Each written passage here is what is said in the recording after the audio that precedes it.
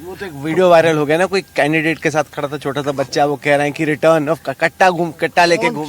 कौन क्या कह रहा है, आप मेरे माथे पे फोड़िएगा क्या? ऐसे करना हो तो सारी चीजें जो नेगेटिव चीजें जो देश में हो रही है सब नरेंद्र मोदी के नाम पे फोड़ देते हैं, अमित शाह जी के नाम पे फोड़ देते हैं। तो ये आप समझिए ना, इस तरह की राजनीति आ गई है। He is a prime minister. Bihar की जनता के साथ साथ तेजस्वी भी सुनना चाह रहा था कि प्रधानमंत्री जी क्या ऑफर दे रहे हैं बिहार को अगले 5 सालों के लिए, उनका विजन और रोड मैप क्या है। कुछ नहीं। कितनी रैलियां की, 5 साल का प्लान बताया बिहार को, आगे कैसे बढ़ाएंगे। एक चीनी मिल नहीं चालू करा पाए 11 साल में। तेजस्वी ने 17 महीने में रीगा का चीनी मिल चालू करा दिया, उप मुख्यमंत्री रहते हुए केवल 17 महीने। वो 11 साल से प्रधानमंत्री कुछ नहीं कर पाए। तो there is a difference. People they believe that they have given enough time to NDA. अब बस बहुत हुआ, अब बदलाव। पर गठबंधन के कुछ साथी, मैं सुन रहा था, वो कह रहे थे कि अगर नीतीश जी को बीजेपी सीएम नहीं बनाती तो आप वापस आ जाइए, हम लोग लेने को तैयार। मतलब आप ही की टीम के लोग ऐसे बोल रहे हैं। आप ही की टीम में कुछ लोगों ने कहा कि अगर नीतीश जी को बीजेपी सीएम नहीं बनाती तो वो मोस्ट बीजेपी के टीम में तो बहुत लोग बोलते हैं कि अमित शाह प्रधानमंत्री बनना चाहते हैं नरेंद्र मोदी को हटा के। तो ये कौन सा बात हुआ, बेकार की बात। अच्छा, ये बताइए कि नीतीश जी की हेल्थ इस चुनाव में एक मुद्दा रही है, ज्यादा उसको अटैक नहीं किया गया। आपको लग रहा है कि एक ये फीलिंग है कि हो सकता है कि इससे सिंपैथी क्रिएट हो जाए कि बुजुर्ग आदमी है, 20 साल से रहे, एक मौका और, ये आपको सिंपैथी से चिंता है? देखिए, हमारी सहानुभूति तो है और अच्छा भी नहीं लगता इस जो उनका उम्र है हमारा उम्र है, जो डिफरेंस है इस पे कुछ, और जो स्थिति उनकी हो गई है इस पे हम कोई कमेंट नहीं करते हैं और ना हमको अच्छा लगता है। इन पर कमेंट क्यों नहीं करते? जैसे बाइडेन साहब की जो तबियत थी, सेहत थी, वो अमेरिका में इतना बड़ा इशू बनी, यहाँ पे मैं देख रहा हूँ कि ऑपोजिशन ही बच रहा है। वो बाइडेन साहब आप तो दूर की बात कर रहे हैं, प्रधानमंत्री हमारे नवीन पटनायक को कह रहे थे। ऐसी अच्छी, I don't believe in this politics. हम प्रोग्रेसिव है, पॉजिटिव सोच के।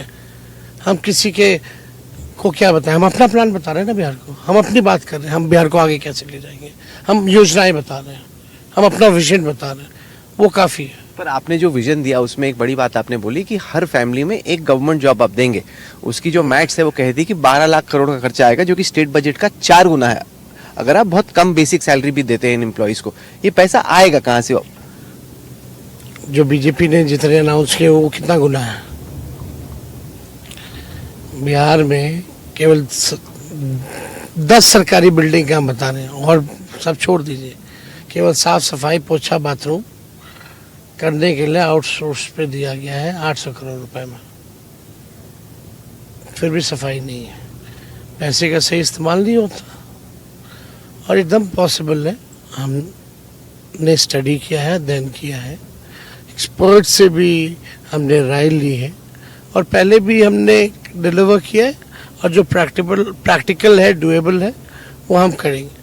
ऐसे ही हम हवा में नहीं बोल रहे हैं। वो भी हिसाब से पॉसिबल है हर फैमिली में एक गवर्नमेंट जॉब देना? क्योंकि 8 लाख तो करीब गवर्नमेंट जॉब्स आई हैं पिछले कई सालों में। इतने में आप इतनी सारी गवर्नमेंट जॉब्स कैसे क्रिएट करेंगे? जब होगा तो आप देखिएगा, क्यों नहीं होगा, एकदम होगा। अच्छा, इस चुनाव में प्रशांत किशोर ने जो एफर्ट किया है, जो अपनी एक पार्टी बनाई है, उसको आप लग रहा है कि कुछ डैमेज पहुंचाएगी आपको? यूथ वोटर्स के बीच में, माइग्रेंट्स के बीच में वो कोशिश कर रहे हैं अपनी ओर खींचने की। अब देखिए, कौन डैमेज पहुंचाता है, कौन फायदा पहुंचाता है, इसी में आरजेडी को लगा दिया गया। कोई बोलता है चिराग पासवान ने पिछला चुनाव फायदा पहुंचाया, प्रशांत किशोर डैमेज करेंगे। इससे हमको कोई फर्क नहीं पड़ता, ना लेना देना है। मेरा एकमात्र बिलीव है कि हम सरकार बनाने जा रहे हैं, बिहार बदलाव कर रहा है। कांग्रेस के साथ तालमेल को आप कैसे देखते हैं? काफी चर्चा हुई कि आपके और राहुल गांधी की जितनी रैलीज ज्वाइंट होनी चाहिए थी वो हुई नहीं। शुरू में थोड़ा माहौल बना वोट अधिकार यात्रा के दौरान, बाद में लगा कि सीटों पे ही ये फ्रेंडली फाइट्स का मुद्दा सामने आता रहा। 5 दिन में you have to cover 122 seats. एक साथ करेंगे तो कितना कर पाएंगे? तो हम लोग अलग अलग मिलकर के काम कर रहे हैं, सब लोग साथ हैं। ये कोई बात हुई? प्रधानमंत्री जी रोड शो करते हैं तो ललन सिंह खड़े रहते, मुख्यमंत्री नहीं रहते। इस पे क्यों नहीं चर्चा होती? फिर इस पे सवाल क्यों नहीं पूछे जाते? ये बेकार की बातें हैं। हम लोग मिलजुल करके साथ चुनाव लड़ रहे हैं और जीतेंगे। पर ये फ्रेंडली फाइट से आपको लगता है 1 दर्जन जो फ्रेंडली फाइट्स उससे नेगेटिव मैसेज गया कि आपस में टिकट ही नहीं बांट पाए लोग ठीक से, तो आगे चुनाव सरकार कैसे चलेगी? झारखंड में भी फ्रेंडली फाइट लड़े हम, जम्मू कश्मीर में भी इंडिया अलायंस फ्रेंडली फाइट लड़ी, दोनों जगह जीती है, स्ट्रैटेजिकली है। और जहाँ बीच में लगा कि कोई कमज़ोर है तो सपोर्ट दिया है, कई सीटों पे ऐसा हुआ है। गला आपका काफी बैठ गया है, ये मौसम के चक्कर में, क्योंकि ऐसा तो नहीं कि कैंपेन भी बैठ रहा है, दिल में अभी जोश है जीतने का। आप नेता बनेंगे जिस दिन 18 रैलियां करेंगे दिन में, तो आपका भी गला बैठेगा। ये तो सही बात है। पर आपको लगता है कभी कभी कि एक तरफ बीजेपी की विशाल इलेक्शन मशीन है और दूसरी तरफ तेजस्वी यादव, मतलब कि क्रिकेट, आप क्योंकि क्रिकेट इतना खेलते थे तो क्रिकेट की भाषा में एक लौता बैट्समैन है और दूसरी तरफ इतनी जबरदस्त एक पूरी इलेक्शन की मशीन। जनता है ना साथ, जनता मालिक ही, जब उनका आशीर्वाद हो तो इनका क्या करना।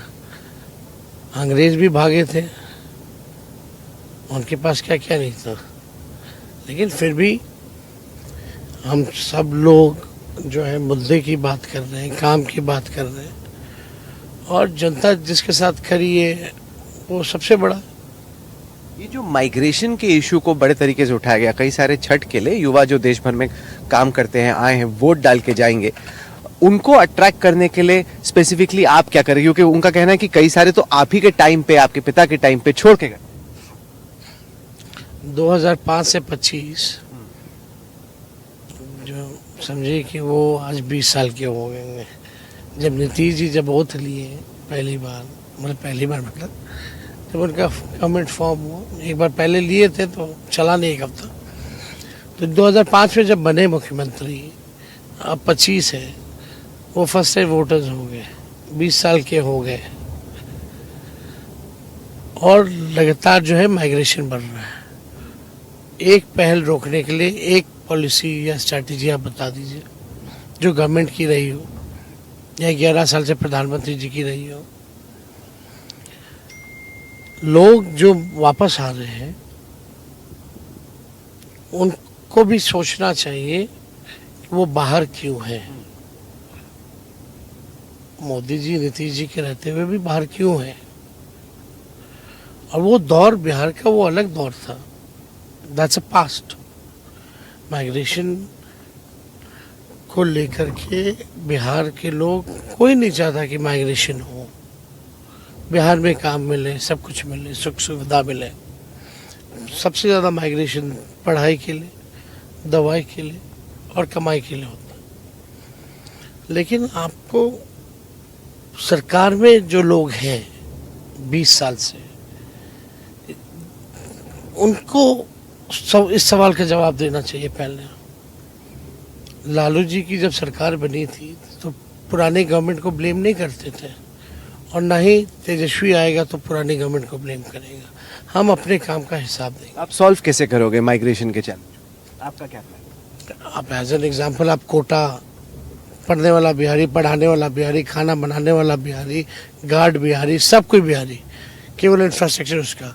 आप 2000 एकड़ में खोल दीजिए एजुकेशनल सिटी, किसी को जाने की जरूरत नहीं होगी, पूरा इंफ्रास्ट्रक्चर मिल जाएगा।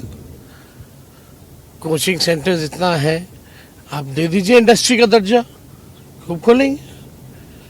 लेकिन सरकार करती कहाँ है कुछ? क्योंकि बिहार में इंडस्ट्री लाने में लैंड एक्विजिशन एक बहुत बड़ी प्रॉब्लम है। बार बार कहा जाता है कि पॉपुलेशन डेंसिटी ज्यादा है, लैंड एक्वायर करने में दिक्कत है, इसको आप कैसे सॉल्व करेंगे? ये तो अमित शाह जी का कहना है कि भूमि की कमी है तो कारखाने नहीं लगाए जा सकते। नहीं, पर ये प्रैक्टिकल रियलिटी भी है, ऐसा- लैंड एक्विजिशन में इश्यूज हैं बिहार में। ऐसा कोई इशू नहीं है, पॉलिसीज गलत है। पॉलिसीज ही गलत है तो एक्वायर करने में समय लगता है, तो ये बेकार की बात है। होने के लिए कुछ भी हो सकता है, कोई चीज़ असंभव नहीं है। कारखाना हो, अब जैसे इंडस्ट्री किस बेस पे आएगी? दो चीज़ महत्वपूर्ण होता है, एक तो लॉ एंड ऑर्डर और एक एनर्जी की व्यवस्था। अगर आप इस पे काम करें और इंडस्ट्री आएगी, आप उसके हिसाब से पॉलिसीज बनाइएगा तो आएगी।